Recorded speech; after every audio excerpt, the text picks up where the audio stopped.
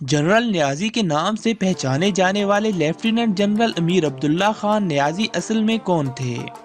انہوں نے اپنی ابتدائی زندگی کے شب و روز کیسے گزارے؟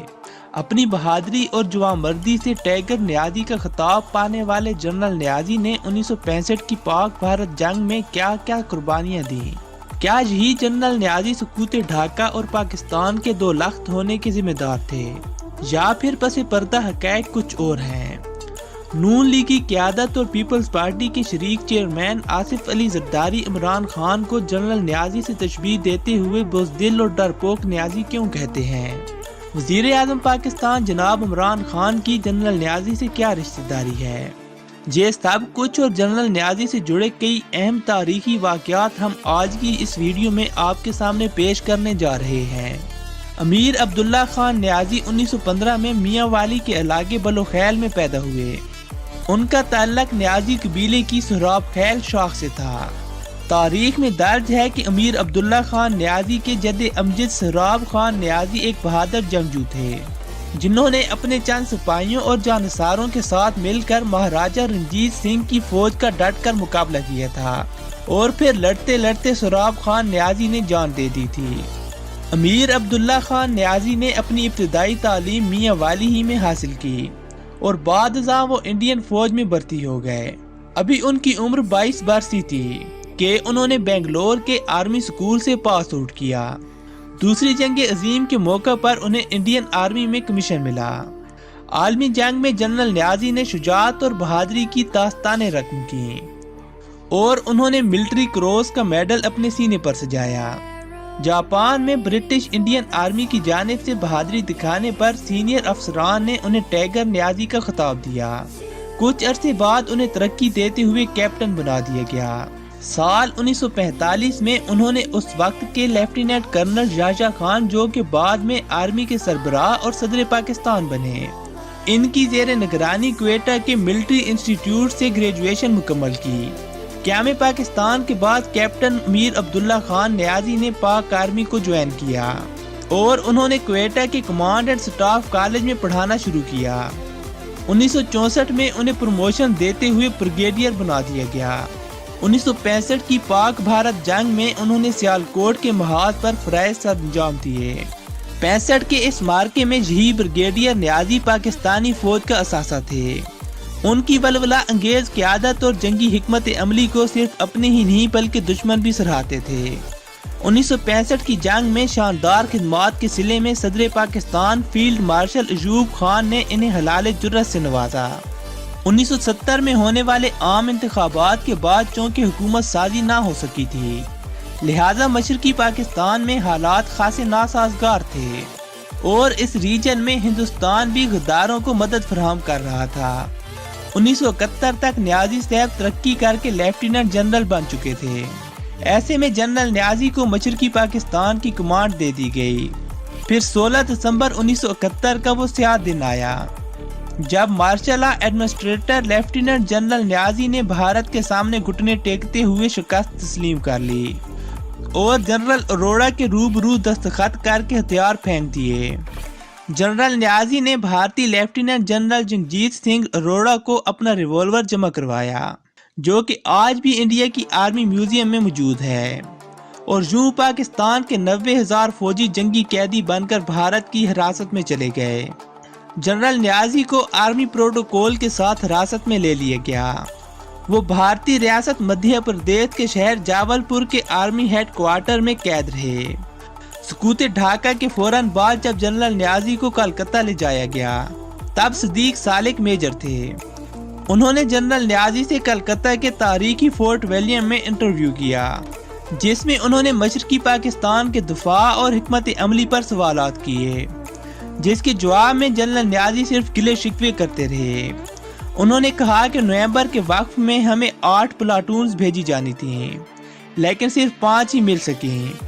پھر جنرل نیازی سے سوال پوچھا گیا کہ اگر آپ کے پاس تھوڑے وسائل تھے تو اگر وہی تھوڑے وسائل ٹھیک سے استعمال کیے جاتے تو جنگ مزید چل سکتی تھی۔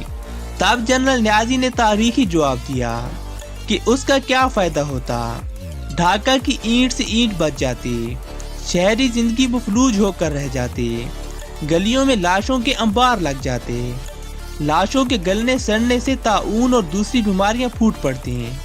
اس کے باوجود انجام وہی ہوتا۔ میں 90,000 بیواؤں اور لاکھوں یتیموں کا سامنا کرنے کے بجائے 90,000 قیدی واپس لے جانا بہتر سمجھتا ہوں۔ یوں ڈھاکہ ڈوب گیا، جنگ ختم ہو گئی اور بھٹو صاحب نے اقتدار سنبھال لیا۔ کچھ عرصے بعد جنگی قیدیوں کی واپسی مکمل ہوئی اور بھارتی قبضہ سے علاقے واگزار کرا لیے گئے۔ حمود الرحمن کمیشن کی جو غیر حتمی رپورٹ منظر عام پر آئی، اس کے مطابق جنرل نیازی سانحہ مشرقی پاکستان کے ذمہ دار تھے، لیکن جنرل نیازی آخری وقت تک اپنی پوزیشن کا دفاع کرتے رہے۔ تب 3 سٹار جنرل نیازی کو 2 سٹار کا میجر جنرل بنا دیا گیا اور پھر جولائی 1975 میں انہیں فوج سے بھی نکال دیا گیا۔ اس کے بعد جنرل نیازی پاکستان میں تو تھے، لیکن گوشہ نشین ہو گئے اور ان تک کسی کی رسائی نہیں تھی۔ یہ وہ دور تھا جب ذوالفقار علی بھٹو نے جنرل نیازی کی کردار کشی کرنا شروع کی۔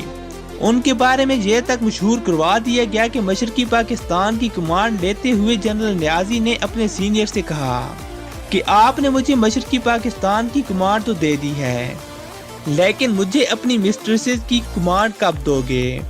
بھٹو صاحب نے پہلے تو ہلال جرأت سمیت ان کے تمام فوجی میڈلز واپس لے لیے، پھر ان کی پنشن تک بھی ضبط کر لی۔ یاد رہے کہ ہلال جرأت نشان حیدر کے بعد سب سے بڑا فوجی اعزاز ہوتا ہے، اور اتنا بڑا اعزاز لینے والے جنرل نیازی کی پنشن تک ضبط کر لی گئی۔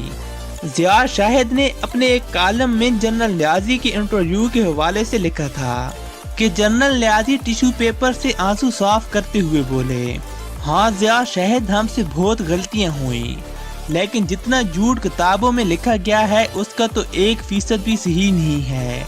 جنرل نیازی بھٹو دور میں سیاست میں آئے اور انہوں نے جماعت عالیہ مجاہدین کے نام سے ایک سیاسی جماعت بنائی۔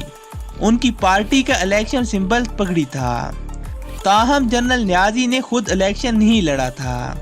وہ پاکستان قومی اتحاد کے جلسوں میں خطاب کیا کرتے اور بھٹو صاحب کی پالیسیوں پر تنقید کیا کرتے تھے، اور شاید اسی وجہ سے ان کی پینشن تک ضبط کر لی گئی تھی۔ جنرل نیازی نے اپنی عمر کا آخری حصہ لاہور میں گزارا۔ وہ 1 فروری 2004 کے روز 89 برس کی عمر میں لاہور ہی میں انتقال کر گئے اور انہیں لاہور چھانی کی فوجی قبرستان میں سپرد خاک کیا گیا۔ پاکستان کی عسکری تاریخ میں اپنے سینے پر سب سے زیادہ میڈل سجانے والے جنرل نیازی، جنہوں نے 65 کی جنگ میں ولولہ انگیز قیادت کرتے ہوئے دشمن کے ناپاک عزائم کو خاک میں ملا دیا تھا اور بھارتی افواج کو دھول چٹائی تھی، تو دوسری طرف مشرقی پاکستان کے گورنر اور مارشل لا ایڈمنسٹریٹر امیر عبداللہ خان نیازی کو سقوط ڈھاکہ اور پاکستان کے 2 ٹکڑے ہونے کا ذمہ دار بھی سمجھا جاتا ہے۔ پیپلز پارٹی کے شریک چیئرمین آصف علی زرداری اکثر عمران خان کو جنرل نیازی سے تعبیر کر کے بزدل اور ڈرپوک کہتے ہوئے طعنہ زنی کرتے ہیں۔ آپ نے شہباز شریف کی تقاریر بھی سنی ہوں گی، جس میں وہ عمران خان کے نام کے ساتھ نیازی کا لفظ خاص لہجے میں بولتے ہیں۔ چھوٹے میاں صاحب بھی مختلف مواقع پر عمران خان کو جنرل نیازی سے تعبیر کر چکے ہیں، جبکہ ایک پریس کانفرنس کے دوران مولانا فضل الرحمان نے کہا تھا کہ ہم عمران خان کے خاندانی روایات کو جانتے ہیں، ان کی ہتھیار ڈالنے کی پرانی عادت ہے۔ نون لیگ کی قیادت مسٹر زرداری اور مولانا صاحب عمران خان کو جنرل نیازی سے تشبیہ دیتے ہوئے بزدل اور ڈرپوک نیازی کیوں کہتے ہیں، اور وزیر اعظم پاکستان جناب عمران خان کی جنرل نیازی سے کیا رشتہ داری ہے؟ تو اس بارے میں عمران خان کے منسٹر اسد عمر کا قومی اسمبلی میں کہنا تھا کہ جنرل نیازی میاں والی سے ضرور تھے، لیکن ان کی عمران خان سے کوئی رشتہ داری نہیں تھی۔ ہمارے ملک میں ہر سال 16 دسمبر کے روز سقوط ڈھاکہ کے عنوان سے ٹی وی پر پروگرامز ہوتے ہیں۔ رسالوں اور اخبارات میں اداریے، کالمز اور مضامین بھی لکھے جاتے ہیں، جس میں فال آف ڈھاکہ اور جنرل نیازی کے حوالے سے تبصرے شامل ہوتے ہیں۔ جنرل نیازی نے سانحہ مشرقی پاکستان اور اپنی جنگی ایام کی آپ بیتی دی بیٹریال آف ایسٹ پاکستان تحریر کی۔ اس کتاب کا اردو ترجمہ میں نے ہتھیار کیوں ڈالے کے نام سے چھپ چکا ہے۔ جبکہ 1971 کی سول وار اور جنرل نیازی کے کردار کو لے کر کئی پاکستانی فوجی اور غیر ملکی صحافی کتابیں تحریر کر چکے ہیں۔ جنرل نیازی کا یہ جملہ آج بھی تاریخ میں درج ہے، Dhaka will fall only over my dead body. مشرقی پاکستان کے المناک سانحے کے بعد جنرل نیازی نے اپنے ایک انٹرویو میں کہا تھا، مجھے اپنے شہر میں برقع پہن کر جانا پڑے گا۔ جنرل گل حسن اپنی ایک کتاب میں تحریر کرتے ہیں، جب ستمبر 1971 میں جنرل نیازی کو مشرقی محاذ کی قیادت سونپی گئی تو جنرل گل حسن راولپنڈی کے GHQ میں بیٹھے تھے۔ یہ امتحان کی گھڑی تھی، ایک کے بعد ایک جنرل مشرقی پاکستان کی کمان سنبھالنے سے انکار کر رہا تھا۔ پھر یہ ذمہ داری جنرل نیازی کو سونپی گئی، جن کا سینہ 28 تمغوں سے جگمگا رہا تھا۔ انہیں 3 ڈویژن فوج کے ساتھ مشرقی پاکستان کا دفاع کرنا تھا۔ جنرل نیازی تب اس امید پر تھے کہ چین ہماری مدد کو آئے گا اور امریکہ کا 7واں بحری بیڑا بھی ہماری امداد کو روانہ ہو چکا ہے۔ ناظرین، چند برس پہلے 2010 میں بھارت نے جنرل نیازی، جنرل اروڑا اور سقوط ڈھاکہ پر ایک شارٹ فلم بھی بنائی، جس میں تاریخ کو مسخ کرتے ہوئے تصویر کا صرف ایک رخ دکھایا گیا۔ اس شارٹ فلم میں جنرل نیازی کے علاوہ ذوالفقار علی بھٹو، شیخ مجیب الرحمان اور اندرا گاندھی کی انٹرویوز بھی شامل کیے گئے۔